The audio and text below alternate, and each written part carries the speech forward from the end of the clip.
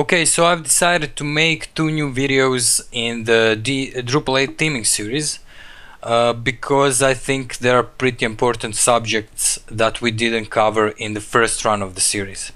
So the first video is going to be this one, and we are going to be talking about Drush, and the second video is going to be about Path Auto, which is a module for Drupal that allows you to create pretty URLs for your site and for your content. We didn't cover Path Auto in the first run of the series because that module wasn't ready yet for Drupal 8, but now it is, so we are going to cover that in the next video. And in this video we are going to be talking about Drush, which is a command line interface for Drupal that allows you to do some things that would take you many clicks in the administration. You can just do it from the command line very quickly. So for example, if you wanna clear the cache in Drupal, you would have to go to performance, actually configuration, then performance, and then click the clear cache button. But with Drush you can just do something like Drush CC and press enter and clear whatever cache you want. So we are going to be covering that in this video. So first of all, to use Drush you have to install it on your system or locally on your site. I'm going to show you how you can do that with Composer. Although on this docs.drush.org page you have this install which advises you to install it via wget, and the install alternative is the one we are going to be actually doing in this video. So to follow along with it you have to first install Composer. So you have a link on how you can install Composer. Composer is a package manager for PHP, and if you're doing any kind of modern PHP development or Drupal development, you should already have this installed on your system. One caveat with Drush is it actually doesn't recommend you to use Drush on Windows, but you can use it by using Acquia Dev Desktop. I don't know exactly what that is, I never used it, so you can check that out, or you can use it by running your site in VirtualBox, which I am actually doing. So I am running my Drupal site inside a Vagrant box called Scotchbox, and I have video series about that, so you can check that out if you want to do it the way I do it. But if you have a system like Linux or Mac OS, you can just do it from there. Also, so you would have to have a Composer installed. Oh yeah, and also you have this video right here. Watch a video by Drupalize Me on how you can install Drush if this video doesn't cover everything you need to install it. So first of all, I'm just going to go to my command line and I'm going to SSH into my Vagrant box.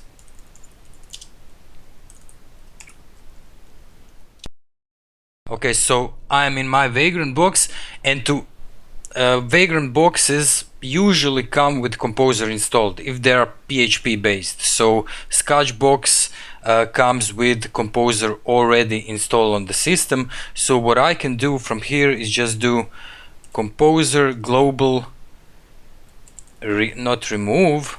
This is the way you would remove Drush, but require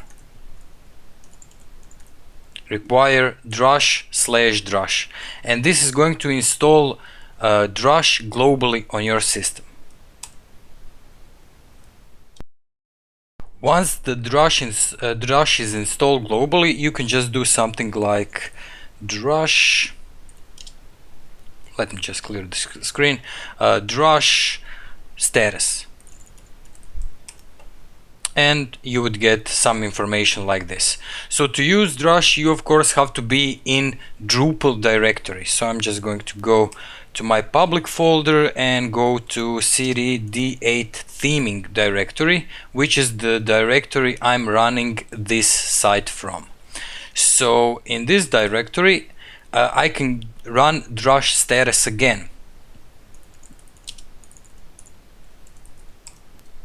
Okay, and as you can see now I get an error.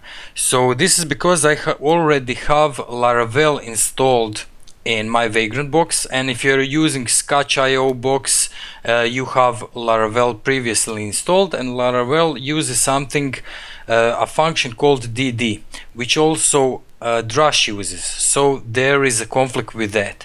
So to resolve that conflict and to make Drush work for you, you just do composer require drush again, but this time not globally, but for this project. So the drush that is going to be used is going to be the local drush in your project, and it's not going to conflict with any kind of Laravel or other PHP framework that may have similar commands like drush. So we just do composer require drush/drush again.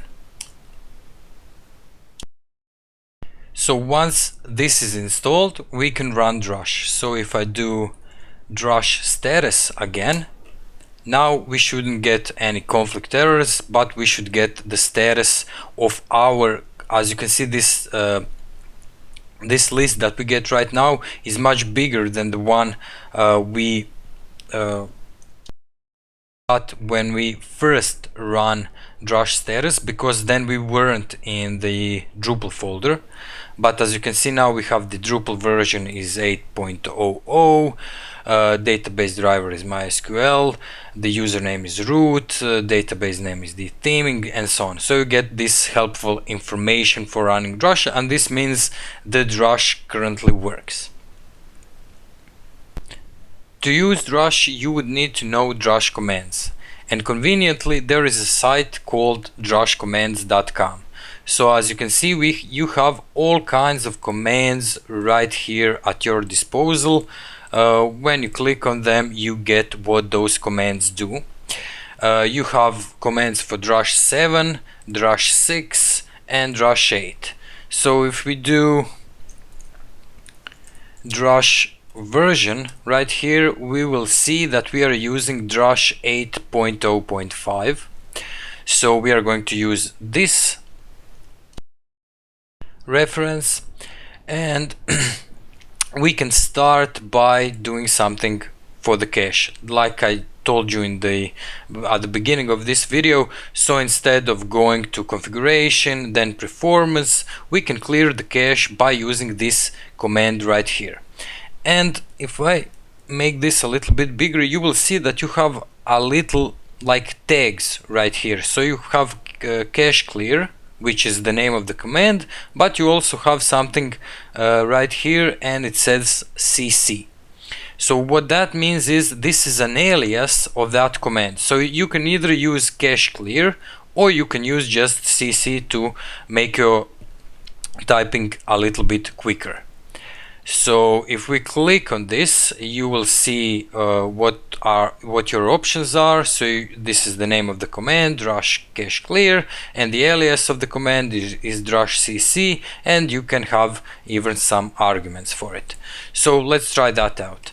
So if I go right here and do drush cc, what that would do is clear my cache, but it's not just going to clear the cache, but it's actually going to ask me what type of cache do I want to clear. So I can clear the Drush cache, theme registry, router cache, CSS.js, and so on. So let's say we want to clear theme registry cache. Okay, you can also do it again and clear CSS and JS class by doing number 4. So this is cleared. So as you can see, this is much faster than going to your administration, to configuration, performance, and then clicking the clear cache button. In this video I'm going to show you just a few of Drush commands, because of course this is Drupal, so some of them don't even work. In preparation for this video, I was hoping to show you this field creation, but that of course doesn't work. Also, updating your core is out of the question as of right now. I don't know what's up with that. I tried to update my core via Drush and it actually deleted my site. So don't do that. You can, however, update your modules. That works.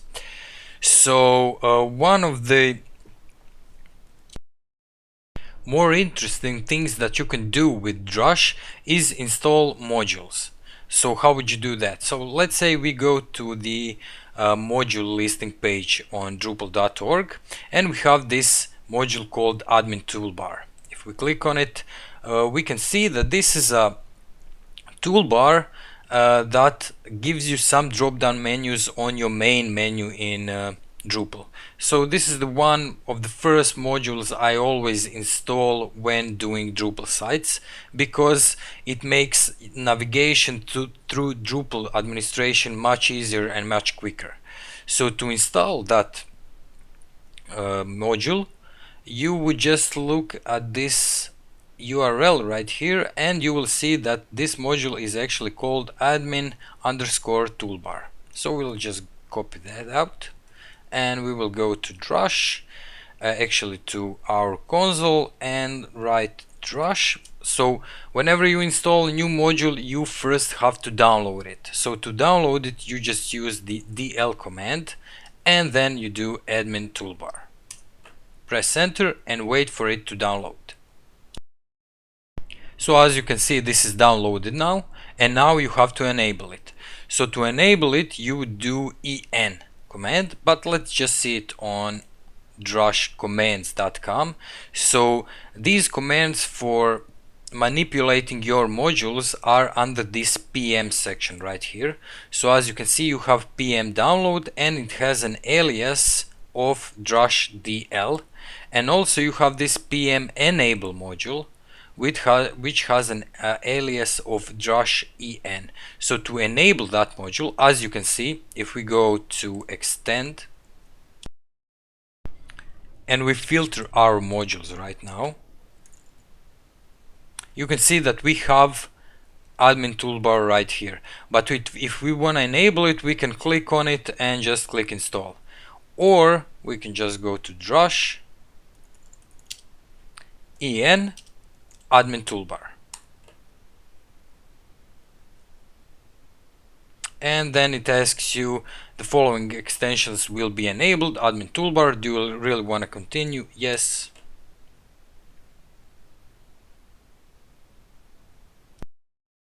And now this is enabled. Okay, we can prove that by refreshing this page, and if we go to toolbar, you can see that admin toolbar is enabled, but also you can see that we actually have those drop-down menus that we wanted.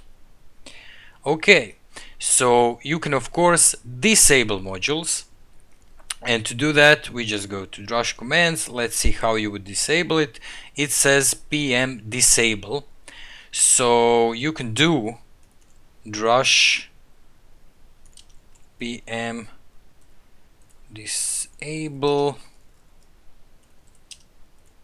admin toolbar, but it will give you a warning. So not Drush but Drush.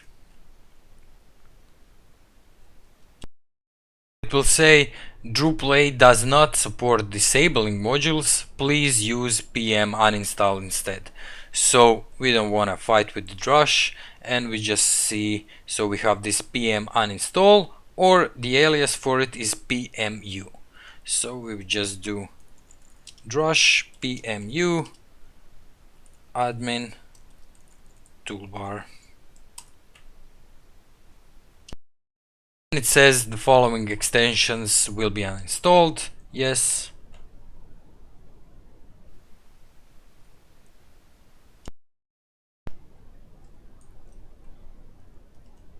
And now if we go right here and refresh this page, we will see that admin toolbar is currently not enabled, and we also don't have these menus right here.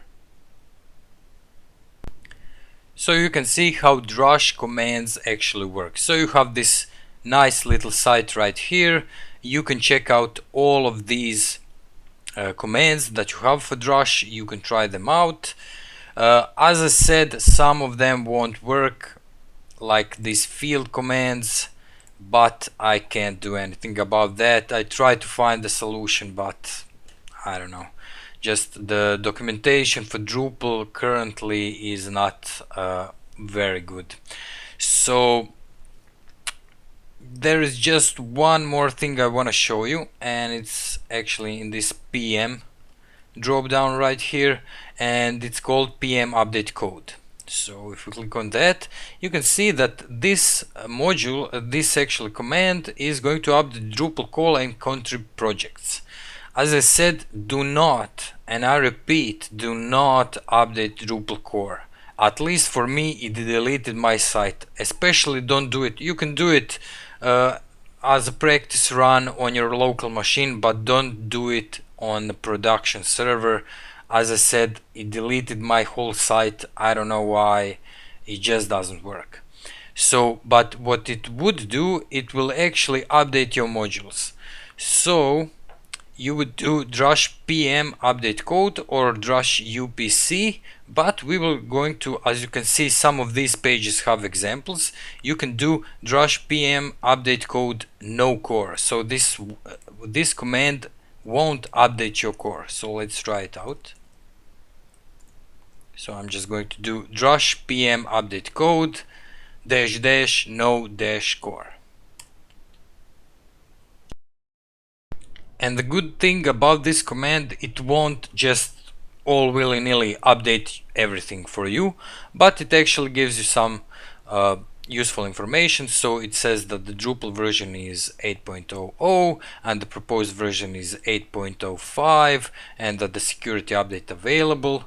Also it says that the devel module needs an update, so you have an update available for that one, and also field collection module has an update. So skipping core update is right here.